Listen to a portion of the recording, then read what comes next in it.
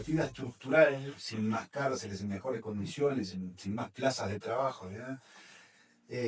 Produciría dos efectos previsibles: el aumento de la población carcelaria, sí, y sin ninguna reducción de la criminalidad, y el deterioro adicional de un sistema penitenciario que ya estaba en estado crítico. Hoy, 6 años después, las cifras confirman ese diagnóstico con una crudeza que vamos a ver más adelante. Es decir, esto, la inflación penal no soluciona los problemas. La inflación penal no soluciona los problemas. Salvo que implementes un proyecto como el de Bukele, pero ahí se tiene que suspender las garantías individuales, ahí sí se deroga el habeas corpus, ahí Bukele aplicó un estado de excepción. Un estado de excepción, es una suerte de autogolpe. Una suerte de autogolpe de Estado. Se suspende la El padre del Salvador en esa época estaba. Claro, claro. Sí, es un caso muy especial. Sí, porque estaba la pandilla acá bueno, acá no sé si no hay, pero. Es un caso muy especial porque y pasó de ser uno de los países más violentos del mundo a ser uno de los menos violentos del mundo. Pero es un caso muy especial. Otra cabeza, otra sociedad. Eso acá sería inviable. Es más, nadie lo propone seriamente, ¿no? Hay una reforma ahora, como yo les decía, esta reforma que el Poder Ejecutivo presentó al Parlamento de volver en algunos casos y de reformar otras por primera vez en el Código del Proceso Penal. La administración de Yamandu Orsi, a través del ministro Carlos Negro, presentó este proyecto y el proyecto todavía está en discusión, es decir, está en discusión parlamentaria. Busca en términos generales revertir varios pilares de la LUC, porque fíjense, la LUC es una ley que de esos 400 artículos, 136 se fueron a referéndum, se terminó aprobando los 136 y ahora a mano alzada se tienen que derogar. Y así estarán mal hecho. A mano alzada, el pueblo refrendó, pero a mano alzada tenemos que derogar, si no, esto es un caos total. El proyecto todavía está en discusión. Entre sus puntos centrales se encuentra la flexibilización del régimen de prisión preventiva, recuperar el carácter excepcional que la doctrina y los instrumentos internacionales le asignan, la reincorporación de la libertad de prueba como medida ordinaria, la rehabilitación de la suspensión condicional del proceso, que yo les contaba, fue derogada, la profundización de la separación de funciones entre fiscal y jueces, prohibiendo expresamente que el juez acceda a la carpeta fiscal fuera de las audiencias y el establecimiento de plazos perentorios para presentar acusación. Porque vieron que ahora la LUC dijo que si te están investigando por un delito, hay un año para formalizar, hay un año para investigar desde la formalización. Pero si yo no te formalicé, te investigo hasta que el delito prescriba. Lo cual en la práctica no sucede porque no te puedo investigar 20 años. ¿Tá? Pero es una patología del sistema tremenda. El debate parlamentario sobre este proyecto promete ser intenso y forma parte del debate político mayor sobre la matriz de la política criminal uruguaya. Sin tomar partido aquí, porque no es la función, me interesa subrayar una cuestión técnica. Cualquier reforma del código tiene que abordarse, como señaló el Colegio de Abogados, como sistema. Las reformas parciales y descoordinadas son precisamente lo que ha llevado al código actual a la situación de incoherencia interna que padecen. Y acá hay una reflexión de fondo. El sistema penal uruguayo lleva casi una década oscilando entre dos polos.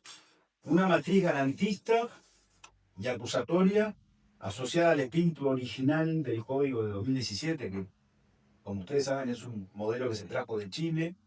En Chile funcionó, en Chile hay cosas que acá no, y viceversa, pero allá en Lugo, más que bien, y una matriz totalmente punitiva, asociada a la luz. Esa oscilación tiene un costo enorme en términos de seguridad jurídica, de previsibilidad para los operadores y de coherencia institucional. Tarde o temprano el sistema político va a tener que asumir que el sistema penal no puede ser un péndulo, ¿viste? No puede ser un péndulo, una descoordinación, que hoy una cosa, mañana la otra. Se necesita un acuerdo de Estado, ¿no? Y no de partidos. Por lo tanto, esto está puesto sobre la mesa, veremos qué sucede con este proyecto. Se va a ir puliendo de acá, de allá, pero algo va a salir. Con respecto al sistema penitenciario uruguayo, bueno, el Instituto Nacional de Rehabilitación, que es un órgano del Ministerio del Interior, en el sistema penal todavía es posible encontrar elementos para el debate técnico sobre los modelos procesales. En materia penitenciaria, el diagnóstico es, por desgracia, mucho más unívoco. O sea, en esto hay un consenso. Y es un diagnóstico que comparten con matices organismos tan diversos como el Comisionado Parlamentario para el Sistema Penitenciario, la Institución Nacional de Derechos Humanos, el Ministerio del Interior, el Comité contra la Tortura de las Naciones Unidas, Amnistía Internacional y el Banco Interamericano de Desarrollo. La conclusión común es que el sistema penitenciario uruguayo se encuentra en un estado de crisis estructural. No hace falta que lo diga. El órgano rector en el instituto es el director. El órgano rector de la política penitenciaria es el Instituto Nacional de Rehabilitación, creado en el 2010 y dependiente del Ministerio del Interior. El INR, el Instituto Nacional de Rehabilitación, administra 26 unidades penitenciarias en todo el país. Un centro de ingreso, diagnóstico y derivación, un centro de formación penitenciaria y la Dirección Nacional de Medidas Alternativas. Sus cometidos formales son la organización del sistema, la rehabilitación de procesados y la administración de las medidas sustitutivas a la privación de libertad. La radiografía del sistema, es decir, conviene entrar directamente a los números. Al cierre de 2025, la población privada de libertad en Uruguay alcanzó un máximo histórico.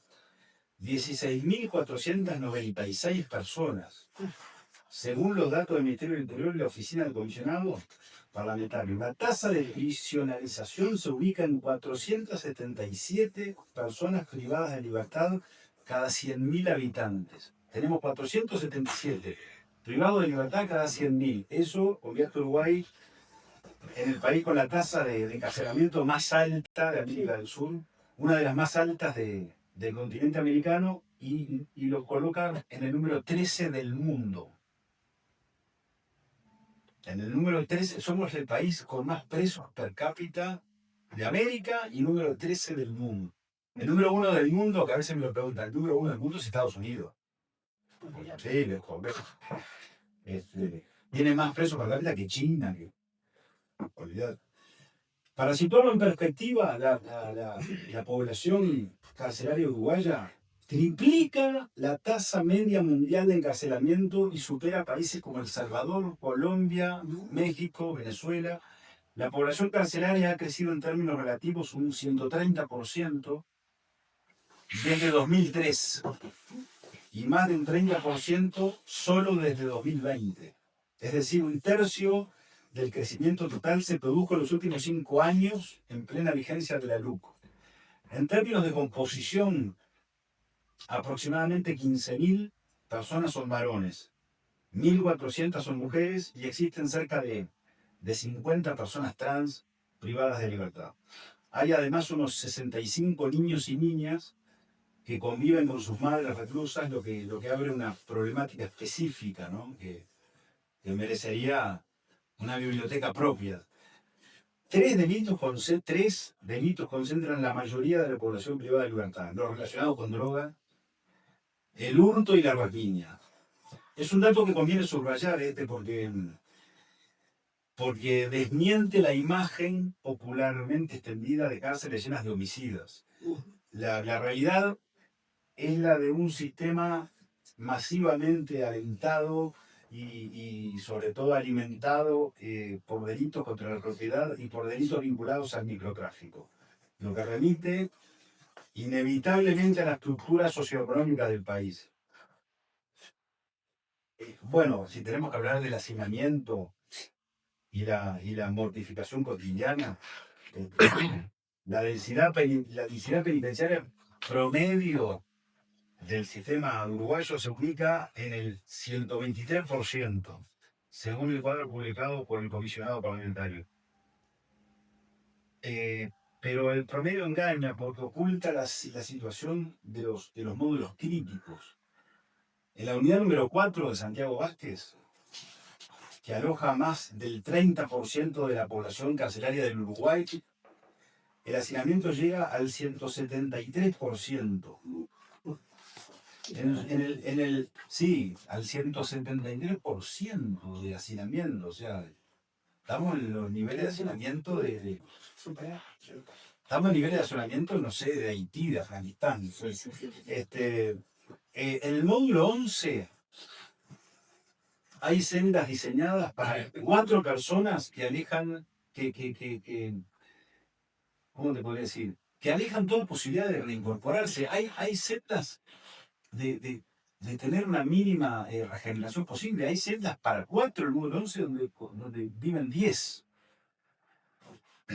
En la unidad número 5, la cárcel de mujeres, la densidad llega al 153% y en algunas salas se alcanza el 190%, con razones a veces de un colchón cada 2 mujeres, situación que obliga a turnarse para dormir o hacerlo en el piso.